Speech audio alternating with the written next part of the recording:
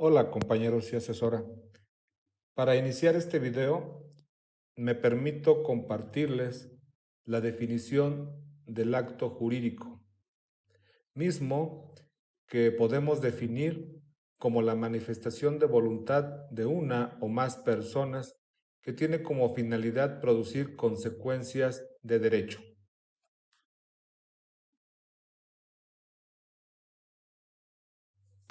Para complementar la definición anterior, expondré los elementos esenciales del acto jurídico, mismos que son la voluntad, el objeto y en algunos casos la forma.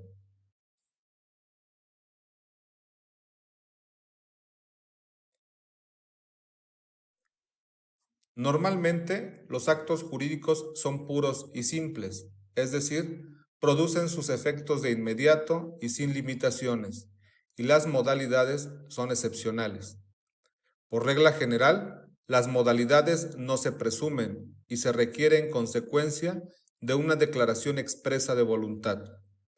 Como consecuencia de que la modalidad surja por regla general a raíz de la voluntad de las partes, es posible entenderlas como un elemento accidental del acto jurídico.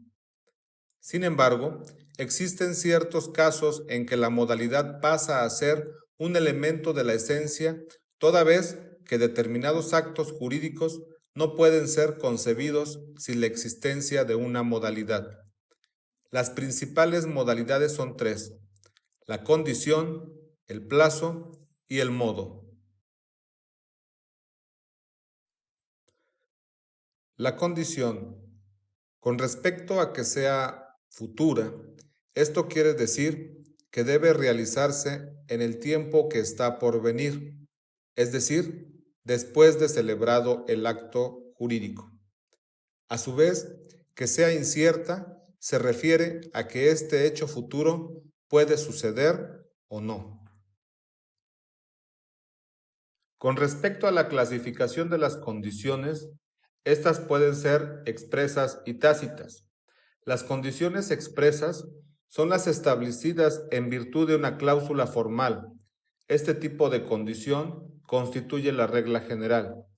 Es condición tácita aquella que se subentiende sin la necesidad de una declaración de voluntad explícita. Pueden ser también positivas y negativas. La condición positiva consiste en el acontecer de un hecho en el futuro, mientras que las negativas consiste en que un hecho determinado no acontezca en el futuro. Pueden ser también posibles o lícitas e imposibles o ilícitas, según si el hecho es física y moralmente realizable o no. Condición posible es aquella en que el hecho en que consiste la condición pueda ocurrir o no en el futuro. Condición imposible es aquella en que el hecho en que consiste la condición no puede ocurrir en el futuro, sea porque es contrario a las leyes de la naturaleza física o porque atenta contra la moral, las buenas costumbres o el orden público, o porque la condición está concebida en términos tales que no es posible saber cuál es el hecho en que ella consiste. Puede ser también una condición potestativa, casual y mixta, si dependen de un hecho voluntario de las partes o de un tercero, según sea el caso. Es condición potestativa aquella que depende de la voluntad del acreedor o del deudor. La condición potestativa se llamará simplemente potestativa cuando depende de un hecho voluntario del acreedor o deudor. En este caso, ese hecho no se verifica u omite sin un motivo. Se llamará condición pura o meramente potestativa aquella que depende la pura o mera voluntad del acreedor o deudor. Puede verificarse sin que haya serios motivos que induzcan a ejecutarlo. La condición casual es aquella que depende de la voluntad de un tercero, según el caso. La condición mixta es aquella que depende en parte de la voluntad del acreedor y en parte de la voluntad de un tercero,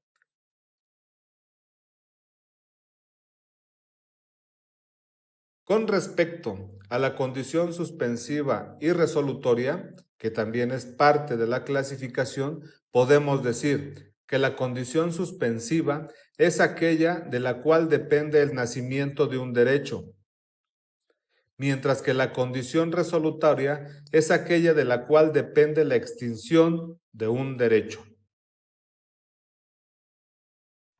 Con respecto al plazo, este es un hecho futuro y cierto del cual depende el ejercicio o la extinción de un derecho. Tiene dos características o elementos. Primero, que es futuro. Esto significa que es el hecho constitutivo del plazo y que debe realizarse en el porvenir. Y dos, que tiene certidumbre. Quiere decir que el hecho es inevitable y por ende necesariamente debe ocurrir. Con respecto a su clasificación, esta puede ser, primero, en razón si está establecido en términos explícitos o directos o si se desprende de la naturaleza de la obligación. Es expreso cuando el plazo ha sido determinado en términos formales y explícitos. Es tácito cuando el plazo indispensable para cumplir la obligación no está establecido en términos directos, sin embargo, se desprende de la naturaleza de la obligación. 2. Según la fuente de donde emane. Puede ser legal, que es aquel plazo que está establecido por la ley. Puede ser voluntario o convencional, que es aquel plazo establecido por las partes en una convención o por el autor del acto jurídico unilateral. Y puede ser judicial, que es aquel plazo fijado por el juez. 3. Puede ser un plazo fatal y no fatal. Es plazo fatal el que por el solo ministerio de la ley y una vez transcurrido se extingue el derecho. Puede ser un plazo no fatal, que es aquel que no obstante estar vencido, igualmente puede ejercerse el derecho de forma eficaz. 4. Puede ser un plazo determinado e indeterminado. El plazo es determinado cuando se sabe el día en que ocurrirá el hecho futuro e inevitable. El plazo es indeterminado cuando se ignora el día en que el hecho ocurrirá. Puede ser también, en el punto 5, un plazo suspensivo y extintivo. El plazo suspensivo es aquel que suspende el ejercicio de un derecho mientras no se cumpla.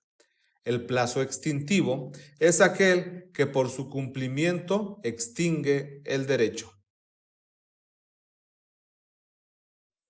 Con respecto al modo, podemos decir que es en sí una carga o cargo, gravamen o prestación que se impone a quien gratuitamente se le da algo. Estamos, pues, frente a una limitación en la medida de liberalidad, en cuanto que aquel en quien recae el legado o la donación es gravado con cargas que restringen o absorben una parte del emolumento cedido a título gratuito.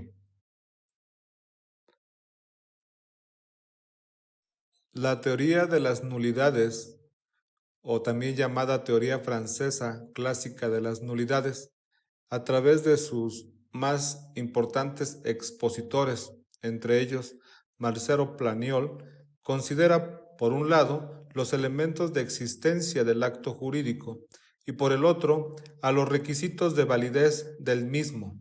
Y es así como establece la diferencia entre la inexistencia y la nulidad del acto jurídico.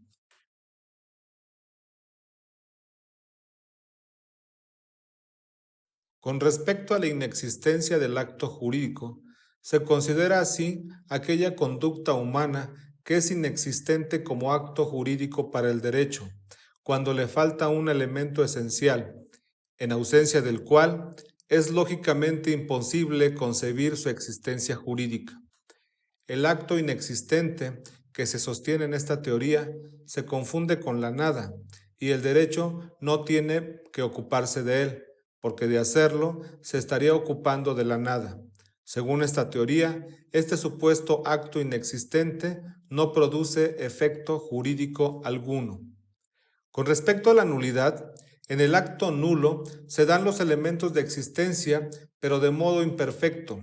Por este motivo, no producirá efecto legal alguno o los producirá de manera provisional, pues los mismos serán destruidos de manera retroactiva cuando se determine la nulidad del acto por la autoridad judicial. La teoría clásica subclasifica los actos nulos en nulos absolutos o de pleno derecho y en nulos relativos o anulables. La nulidad absoluta o de pleno derecho se origina con el nacimiento del acto, cuando él mismo va en contra de una norma que integra el orden público. El acto nulo absoluto, en esta teoría, es asimilado al inexistente y por ello se sostiene que no produce efecto legal alguno. La nulidad relativa o anulabilidad, al igual que la absoluta, el acto nace viciado desde el nacimiento, pero produce plenamente sus efectos, mismos que se anularán una vez que el juez declare la nulidad. Solo puede ser invocada por las personas en cuyo favor la establece la ley y es susceptible de convalidarse por confirmación o por prescripción.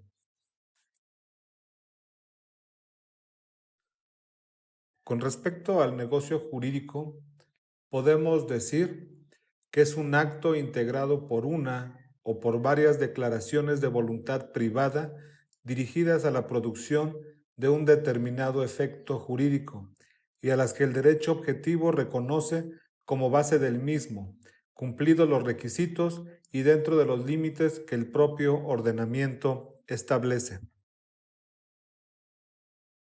Con respecto a los elementos del negocio jurídico, podemos decir que el primero es la capacidad de los contratantes para que puedan realizar dicho acto. El segundo es el consentimiento, que se puede decir que para la doctrina europea e igual para la doctrina mexicana, es el requisito constante de todo acto, ya de carácter personal o patrimonial. Es el consentimiento, el cual alude en términos generales al acuerdo de voluntades. La regla general es que la manifestación de la voluntad es un elemento constitutivo de los negocios jurídicos. También tiene que ser el objeto cierto. Y esto, de acuerdo con Stolfi, el objeto cierto solo es un elemento esencial para los negocios patrimoniales, ya entre vivos o mortis causa, pero no de los personales, porque agrega, solo los primeros hacen surgir una relación entre las personas y las cosas, mientras que respecto a los segundos únicamente surgen relaciones entre las personas.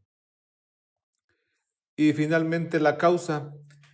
La causa, tanto en la doctrina y el Código Civil italiano como en el español y en la jurisdicción mexicana, viene a ser un elemento o requisito de existencia de los negocios jurídicos, de los de carácter patrimonial y también de los de carácter personal.